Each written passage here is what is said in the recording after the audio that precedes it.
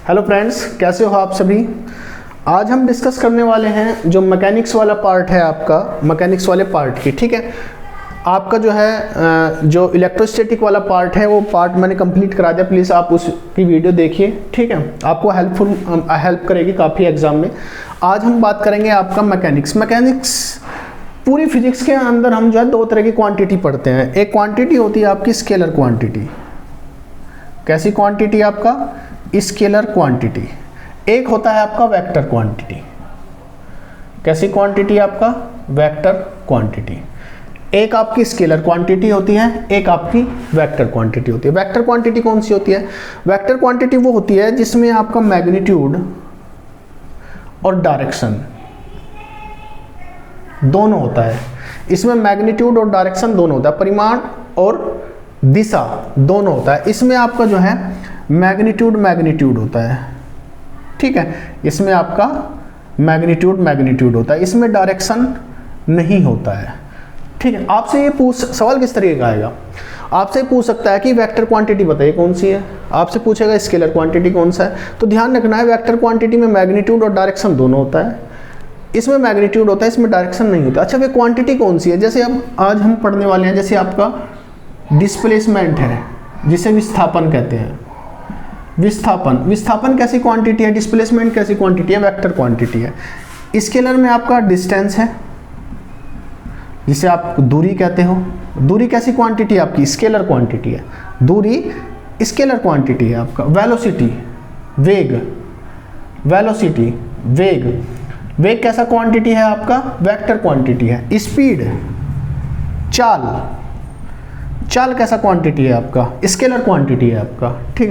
Acceleration, त्वरण कैसी quantity है? आपकी वेक्टर क्वांटिटी है आपका। कार्य, वर्क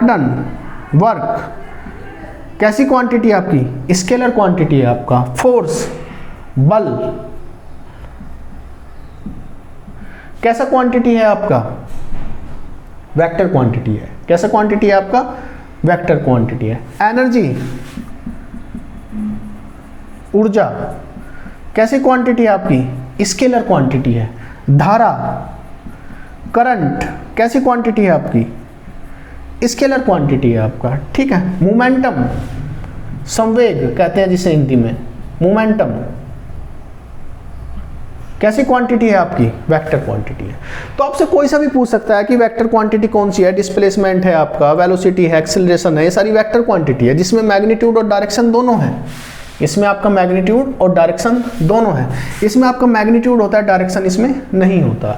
तो ये वेलोसिटी, वेक्टर क्वांटिटी और स्केलर क्वांटिटी के बीच में, दोनों के बीच में आपका डिफरेंस आपको पता होना चाहिए, ठीक है फ्रेंड्स। अब बात करेंगे हम जो है आपका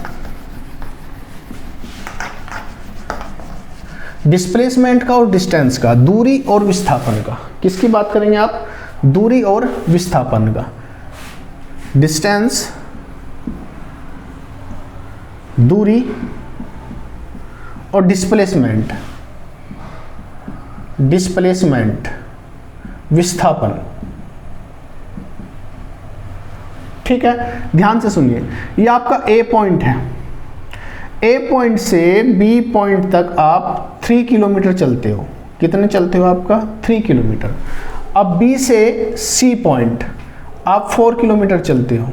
बी से सी पॉइंट तक आप 4 किलोमीटर चलते हो, ठीक है। आपसे दूरी पूछा जाए, डिस्टेंस पूछा जाए, तो हो जाएगा 3 + 4 कितना हो जाएगा? आपका 7 किलोमीटर, ठीक है। आपसे डिस्प्लेसमेंट पूछा जाए, विस्थापन पूछा जाए, डिस्प्लेसमेंट पूछा जाए, विस्थापन हो जाए। विस्थापन जो है शॉर्टेस्ट पाथ होता है किसी भी दो पोजीशन के बीच। शॉर्टेस्ट पाथ, छोटा पाथ, छोटा रास्ता किसी भी 2 पॉइंट के बीच में। यहाँ से यहाँ तक आप यदि आप देखोगे, आप पाइथागोरस थ्योरम पर में अप्लाई करोगे, पाइथागोरस आपको पता ही है, √ कितना होगा आपका? 3 का स्क्वायर + 4 का स्क्वायर = 25 = 5 किलोमीटर। तो विस्थापन कितना है आपका? 5 किलोमीटर। यदि यहाँ से इसमें विस्थापन पूछा जाए तो 5 किलोमीटर है। डिस्टेंस, दूरी पूछी जाए 3 + 4 आपका 7 किलोमीटर। अब विस्थापन क्या होता है? शॉर्टेस्ट पाथ, ठीक है, जो छोटा रास्ता है वो लेना है आपका। डिस्टेंस में क्या लेना है आपको, एक्चुअल पाथ। क्या लेना है आपका, एक्चुअल पाथ। जो रियल में जो पाथ कवर किया है ऑब्जेक्ट ना, दैट इज द डिस्टेंस, दूरी है। और जो शॉर्टेस्ट पाथ है जो आपका डिस्प्लेसमेंट है, जो छोटा पाथ आपको लेना है that is the shortest path, displacement आपको विस्थापन लेना है। ठीक है, अब मैं ये रब कर देता हूँ, आपकी समझ में आ गया होगा आपका किस तरीके से आपका डिस्टेंस होता है निकालना है, डिस्प्लेसमेंट निकालना है। एक पॉइंट मैंने इससे पहले डिस्कस किया था कि डिस्प्लेसमेंट आपका कैसी क्वांटिटी है, वेक्टर क्वांटिटी। कैसी क्वांटिटी है, वेक्टर क्वांटिटी। ये कैसी क्वांटिटी है आपका, स्केलर क्वांटिटी। कैसा क्वांटिटी है बेटा, स्केलर क्वांटिटी। ये कैसा क्वांटिटी है आपका, वेक्टर। ये वेक्टर क्वांटिटी है, ये आपका स्केलर क्वांटिटी है। ठीक है, पॉइंट बना सकते हो आप, ये फर्स्ट पॉइंट है, ये आपका सेकंड पॉइंट। दोनों के बीच में डिफरेंस से आप याद रखिए, ये तो आपके याद हो जाएगा। तीसरा पॉइंट, इसका यदि आप एसआई यूनिट देखोगे, एसआई यूनिट इसका क्या होता है आपका, मीटर। इसका एसआई यूनिट भी मीटर होगा, इसका एसआई यूनिट भी क्या है आपका, मीटर है। दोनों का एसआई यूनिट क्या है आपका, मीटर। इसका भी मीटर है, इसका भी मीटर है। नेक्स्ट पॉइंट, ये कैसी क्वांटिटी है, वेक्टर क्वांटिटी है। कैसी क्वांटिटी है, वेक्टर क्वांटिटी है। तो ध्यान रखना है, डिस्प्लेसमेंट या विस्थापन, डिस्प्लेसमेंट या आपका विस्थापन आपका जीरो भी हो सकता है और नेगेटिव भी हो सकता है। विस्थापन वेक्टर क्वांटिटी है, इसलिए जीरो भी हो सकता है और नेगेटिव भी हो सकता है। ध्यान रखना है आपका डिस्टेंस, दूरी जीरो नहीं होगा, जीरो नहीं होगा। डिस्प्लेसमेंट आपका जीरो भी हो सकता है, नेगेटिव भी हो सकता है। ये जीरो भी हो सकता है और नेगेटिव भी हो सकता है। तो ये 3 पॉइंट है जो आपको ध्यान रखने हैं अच्छे से। एक पॉइंट और है, कौन सा पॉइंट है, अभी मैंने इससे लास्ट वाले में बताया था कि डिस्टेंस 7 किलोमीटर आया था मेरा और डिस्प्लेसमेंट आपका 5 किलोमीटर आया था। तो डिस्टेंस हमेशा greater than equal to displacement होगा। डिस्टेंस हमेशा greater than equal to displacement होगा। दूरी हमेशा ग्रेटर देन किसके होगी आपकी, या इक्वल होगी किसके, आपका विस्थापन का। ये आपसे पूछा जा सकता है। आप ये भी कह सकते हो कि दूरी अपॉन विस्थापन, दूरी अपॉन विस्थापन ग्रेटर देन इक्वल टू 1 होता है। पर डिस्टेंस अपॉन, इसे इधर लाओगे तो distance upon displacement equal to या ग्रेटर देन 1 हो सकता है। उल्टा भी पूछ सकता है, या विस्थापन डिस्प्लेसमेंट, विस्थापन अपॉन दूरी लेस देन इक्वल टू 1 होता है। अब किसी भी रूप में आपसे पूछ सकता है, ये पूछ सकता है, ये पूछ सकता है, ये पूछ सकता है, कोई सा भी पूछ सकता है इंपॉर्टेंट। अब हम देखेंगे कि डिस्प्लेसमेंट जीरो होता कैसे है। कुछ न्यूमेरिकल्स ले लेता हूं मैं आपका, जो आपसे पूछे भी जा सकते हैं। जैसे एक सर्कुलर पाथ है आपका, एक वृत्तीय पाथ है। कैसा पाथ है आपका, वृत्तीय पाथ है आपका, सर्कुलर पाथ है। कैसा पाथ है आपका, सर्कुलर पाथ है। ये आपका सर्कुलर पाथ है। कैसा पाथ है आपका, ये सर्कुलर पाथ है, जिसकी त्रिज्या, जिसकी रेडियस आपकी r है, जिसकी त्रिज्या रेडियस क्या है आपका r है। ये पॉइंट है आपका A। इस पॉइंट से अपनी जर्नी स्टार्ट करता है ऑब्जेक्ट और इसी पॉइंट पर आपका पहुंच जाता है। इसमें दूरी बताना है, दूरी कितना हो जाएगा इसका, सरकमफ्रेंसिस, परिधि कितना होगा इसका, 2 पाई r। यदि यहाँ पर विस्थापन पूछा जाए, यदि यहाँ पर आपका डिस्प्लेसमेंट पूछा जाए, विस्थापन हो जाएगा आपका 0। क्यों, क्योंकि यहाँ से स्टार्ट किया यहीं पर पहुँचा। Initial position minus final position, प्रारंभिक स्थिति माइनस अंतिम स्थिति के बीच का जो डिस्टेंस है, मतलब जो पाथ है, वो क्या है आपका 0।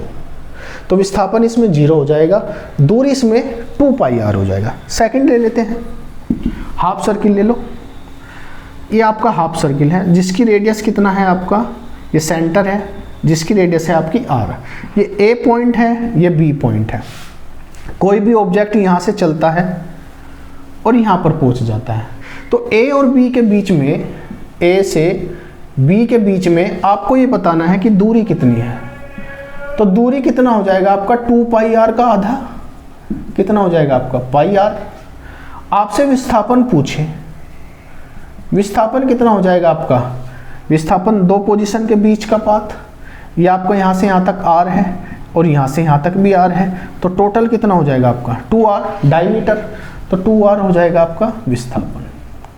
इस तरह का सवाल आपसे पूछा जा सकता है कि आपका A से B तक आपका दूरी पाई r, विस्थापन कितना हुआ आपका 2r के बराबर हो जाएगा। ठीक है, अब दोस्तों हम बात करते हैं दो क्वांटिटी की। एक क्वांटिटी है आपकी स्पीड और एक क्वांटिटी है आपकी वेलोसिटी। वेलोसिटी होता है आपका क्या, वेग, और स्पीड होता है आपका चाल। ये आपका चाल है, ये आपका वेलोसिटी है। वेलोसिटी मैंने स्टार्टिंग में ही बताया था कैसी क्वांटिटी है, V4 vector quantity, S4 scalar quantity. तो वेक्टर वेलोसिटी वेक्टर क्वांटिटी है, तो इसके अंदर क्या आएगा आपका डिस्प्लेसमेंट। तो वेग बराबर होता है आपका विस्थापन डिस्प्लेसमेंट अपॉन समय, time. Velocity is equal to displacement upon time. चाल बराबर होता है आपका दूरी अपॉन समय, दूरी अपॉन समय। चाल इज इक्वल टू क्या होता है आपका दूरी अपॉन समय। वेग इज इक्वल टू क्या होता है आपका विस्थापन अपॉन समय। यदि इसके यूनिट की बात करी जाए, मात्रक की बात करी जाए, दूरी को किस में नापते हो आप, मीटर में। समय को किस में नापते हो आप, सेकंड में, मीटर पर सेकंड। इसके यदि आप यूनिट की बात करें तो ये भी आपका क्या हो जाएगा, मीटर पर सेकंड। दोनों का ऐसा यूनिट क्या होगा आपका, मीटर पर सेकंड। इसका भी मीटर पर सेकंड, इसका भी मीटर पर सेकंड। ठीक है, यदि आपको किलोमीटर पर आवर भी इसका यूनिट हो सकता है भाई, किलोमीटर पर आवर में यदि आप मेजर करते हो, इसका भी किलोमीटर पर आवर। यहाँ पर एक पॉइंट ध्यान रखना है आपको, यदि किलोमीटर पर आवर को कभी मीटर पर सेकंड में चेंज करना हुआ, किलोमीटर पर आवर को कभी मीटर पर सेकंड में चेंज करना हुआ, तो 5/18 से आप मल्टीप्लिकेशन कर दोगे तो मीटर पर सेकंड में चेंज हो जाएगा। किलोमीटर पर आवर को यदि 5/80 से मल्टीप्लिकेशन कर दोगे तो मीटर पर सेकंड में चेंज हो जाता है। मीटर पर सेकंड में दिया हो तो 18/5 से कर दो तो किलोमीटर पर आवर में चेंज हो जाएगा, उल्टा हो जाएगा। ठीक है, तो किलोमीटर पर आवर को 5/18 से मीटर पर सेकंड, मीटर पर सेकंड को 18/5 से करोगे तो किलोमीटर पर आवर हो जाएगा। ठीक है, तो ये आपका यूनिट ये। तो यदि आप डेफिनेशन पूछोगे, परिभाषा, दिए गए समय में चली गई दूरी आपकी चाल कहलाती है, दिए गए समय में चला गया विस्थापन आपका वेग कहलाता है। ठीक है, हमने लास्ट में एक एक पॉइंट पढ़ा था कि दूरी आपका ग्रेटर देन इक्वल टू आपका विस्थापन के होता है। यहां पर भी आपको ध्यान रखना है कि जो स्पीड है, चाल है, वो ग्रेटर देन इक्वल टू आपका वेलोसिटी के होता है, या आपसे स्पीड अपॉन वेलोसिटी का जो रेशो होगा वो ग्रेटर देन इक्वल होगा। ये ध्यान रखना है भाई, ये आपसे पूछा जा सकता है, काफी इंपॉर्टेंट है कि स्पीड, चाल अपॉन विस्थापन ग्रेटर देन इक्वल क्या होता है आपका 1 होता है। या इस तरीके से भी दे सकता है आपका कि विस्थापन अपॉन चाल लेस देन इक्वल टू 1। इस तरीके से भी दे सकता है, इस तरीके से भी दे सकता है। ठीक है, और वहां पर मैंने बताया था कि विस्थापन कैन बी जीरो और नेगेटिव। यहां पर भी ध्यान रखना है, आपका जो वेलोसिटी है आपका, ये आपका जो है जीरो या आपका नेगेटिव हो सकता है। ठीक है, जीरो या नेगेटिव हो सकता है। ठीक है, तो ये पॉइंट थे आपका स्पीड और वेलोसिटी के बारे में। एक टर्म्स आपसे पूछी जाती है, एवरेज स्पीड बताइए, औसत चाल, औसत चाल, एवरेज स्पीड पूछा जाता है आपसे, औसत चाल बताइए। क्या बताइए आपका औसत चाल। औसत चाल होता है आपका कुल दूरी अपॉन कुल समय, कुल दूरी अपॉन कुल समय। जैसे ए पॉइंट है आपका, ए पॉइंट से बी पॉइंट तक आपका d1 दूरी चलते हो आप t1 समय में, B से C चलते हो आपका D2 T2 समय में, B से C, C से D चलते हो आप T3 समय में और D3 डिस्टेंस। यहाँ पर मैं एवरेज स्पीड आपसे पूछूं, एवरेज स्पीड, औसत चाल आपसे पूछूं, तो total distance upon total time, total distance कितना हो जाएगा D1 D2 plus D3 upon T1 plus T2 plus T3। ये आपका एवरेज हो जाएगा। एक सवाल बहुत पूछा जाता है कि कोई पर्सन है ए से अपने घर से ऑफिस जाता है और x किलोमीटर पर आवर की स्पीड से जाता है, फिर बी से ए तक का y किलोमीटर पर आवर की स्पीड से जाता है। आपको एवरेज स्पीड बताना है। यहाँ पर डिस्टेंस सेम है, ए से बी गया x kilometre per hour, B से ए आया y किलोमीटर पर आवर। तो यदि आप देखोगे यहाँ पर average speed 2xy upon x plus y हो जाएगा, 2xy upon x plus y हो जाएगा।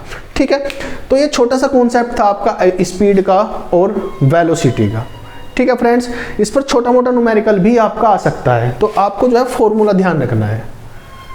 ठीक है, तो ये थ्योरेटिकल पार्ट था, समझिए कि स्पीड और वेलोसिटी का। न्यूमेरिकल छोटा मोटा आपसे पूछा जा सकता है। फ्रेंड्स, यदि आपको कंटेंट अच्छा लग रहा है तो प्लीज़ आप सब्सक्राइब करिए और इसे शेयर करिए ज़्यादा से ज़्यादा। ठीक है, नेक्स्ट वीडियो में हम डिस्कस करेंगे आपका एक्सेलरेशन त्वरण के बारे में, और हो सकता है इसका ग्राफ भी पूछ ले, छोटा मोटा जो है आपका ग्राफ से रिलेटेड एक सवाल भी हम करेंगे कि ग्राफ से भी आप जो है किस तरीके से सवाल बना सकता है। आपको देखो, ऐसा नहीं है कि लूसेंट ही पूछेगा, आपका जो है जनरल साइंस नहीं है, क्योंकि अच्छा खासा जो है साइंस के स्टूडेंट की डिमांड किस लिए है, इसमें क्यों लिया गया है भाई। आप BSc MSc ले रहे हो तो ऐसा नहीं है कि जनरल साइंस पूछेगा, तो आपसे वो जो है 12th बेसिस का मतलब कोई भी कॉन्सेप्ट आपका पूछ सकता है।